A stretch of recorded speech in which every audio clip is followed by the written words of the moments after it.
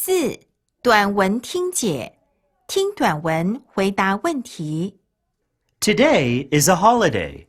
Mary and her friend Tina are in the museum.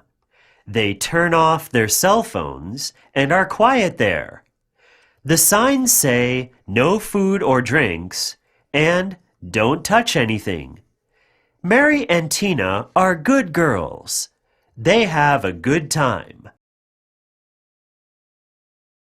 Today is a holiday. Mary and her friend Tina are in the museum. They turn off their cell phones and are quiet there.